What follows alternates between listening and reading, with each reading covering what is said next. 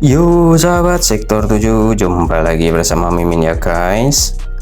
Hari ini Mimin akan melanjutkan alur cerita kembalinya Sang Raja Neraka. Sebelum kita masuk ke ceritanya, Mimin ucapkan terima kasih sudah klik video ini. Dan jangan lupa untuk dukung Mimin dengan cara subscribe, like, komen, dan juga share video ini ya guys, agar Mimin tambah semangat untuk upload videonya. Tak usah berlama-lama lagi, langsung saja kita masuk ke videonya.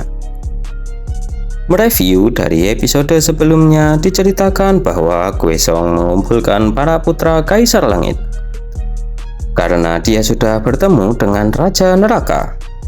Dan saat ini merupakan saat terlemah dari Raja Neraka.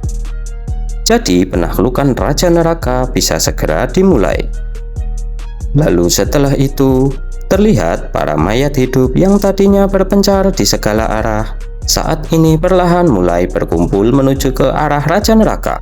Kemudian, Khuesong pun menambahkan bahwa sekalipun dirinya harus mati, setelah bertarung dengan Raja Neraka itu tak akan menjadi masalah. Setelah itu, beberapa mayat hidup yang bisa memakai pakaian jenazah berkumpul bersama dengan Khuesong dan bersiap untuk menyerang Raja Neraka. Raja Neraka pun diam tanpa melakukan apapun di depannya dengan aura yang mengerikan menyelimutinya.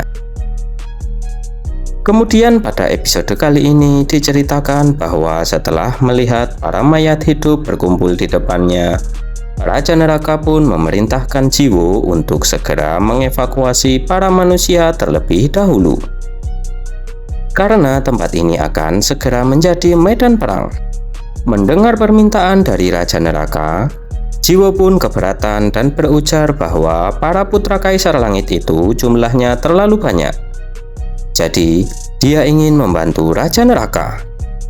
Akan tetapi sambil memegang pundak Jiwo, Raja Neraka berujar bahwa masih banyak hal yang lebih penting selain bertarung.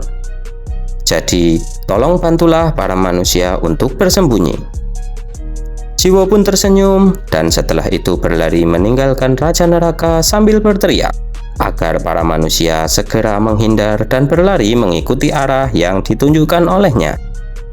Lalu Raja Neraka juga menyuruh Nomang untuk membantu Jiwo. Nomang pun menyanggupinya dan membantu Jiwo mengevakuasi para manusia ke tempat yang lebih aman. Melihat kejadian tersebut, Khuesong pun berujar kepada Raja Neraka bahwa apakah tidak apa-apa tak menerima bantuan sedikit pun? Anda memang tak pernah berubah, Raja Neraka. Mendengar hal itu, Raja Neraka hanya menyeringai menjawab pertanyaan dari Khuesong. Bersamaan dengan hal tersebut, Khuesong pun memukulkan tongkatnya ke lantai sembari memberi perintah kepada para putra Kaisar Langit untuk menghabisi Raja Neraka. Kemudian mereka pun mulai mendekat ke arah Raja Neraka yang hanya berdiri dengan santai. Lalu Dahi pun bertanya kepada Raja Neraka apakah dirinya harus mengeluarkan pakaian jenazah yang sebelumnya. Raja Neraka pun menjawabnya dengan penolakan secara halus dan berujar bahwa karena pakaian jenazah Dahi jangkauannya sangat luas dan khawatir para manusia akan terkena dampaknya. Mereka yang melihat Kono bisa menjadi panik.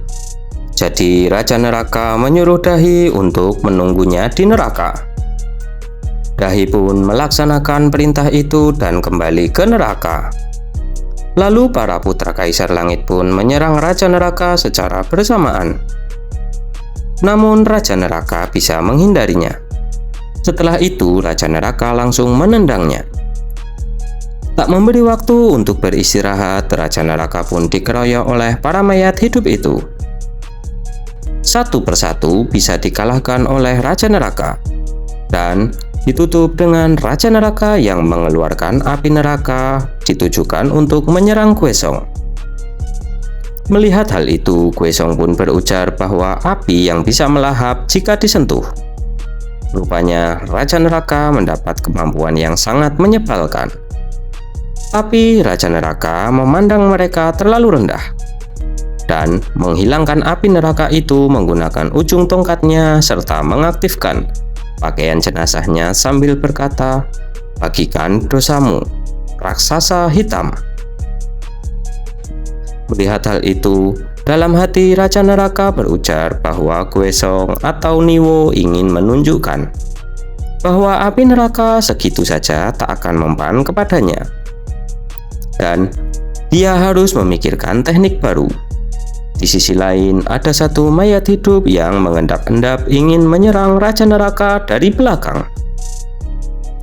Namun Raja Neraka menyadarinya dan bersiap untuk menangkis serangan itu, dan menancapkan pedangnya di atas tanah. Akan tetapi tiba-tiba tangan kiri yang dipakai untuk menangkis pedang tak bisa digerakkan. Raja Neraka pun kaget karena lengan kirinya tak bisa digerakkan. Kemudian Raja Neraka pun terkena serangan itu, dan setelah itu Raja Neraka juga berujar bahwa situasi ini sungguh berbahaya. Karena sudah terlalu lama, Raja Neraka jadi melupakan sesuatu, yaitu kemampuan pakaian jenazah dari Niwo, raksasa hitam. Dia memberikan kutukan kepada tubuhnya dan membuat sebagian tubuh tak bisa bergerak, sehingga bagian tubuh yang sama dari lawannya juga tak akan bisa digerakkan. Raja Neraka mendapatkan situasi yang menyebalkan, di mana semakin lama bagian tubuh yang terkena kutukan akan bertambah, dan dia memutuskan untuk menyelesaikannya sebelum tangan dan kakinya tak bisa bergerak. Bersamaan dengan hal itu, Niwo tersenyum melihat apa yang terjadi kepada Raja Neraka, serta para mayat hidup lainnya bergiliran menyerang ke arah Raja Neraka. Raja Neraka melawan mereka hanya menggunakan tangan kanannya saja. Di tengah pertarungan itu, Raja Neraka terus berusaha berpikir apa yang harus dilakukannya. Kemudian ada satu mayat hidup yang menyerang Raja Neraka memakai sebuah pedang. Raja Neraka pun merebut pedang itu sambil berujar bahwa saat ini dia merasa sedang mendapatkan hadiah yang sangat besar karena mendapatkan sebuah pedang. Kemudian diperlihatkan di tempat yang berbeda, Jiwo yang khawatir sambil mengevakuasi para manusia itu pun berujar, "Apakah Raja Neraka sungguh akan baik-baik saja?"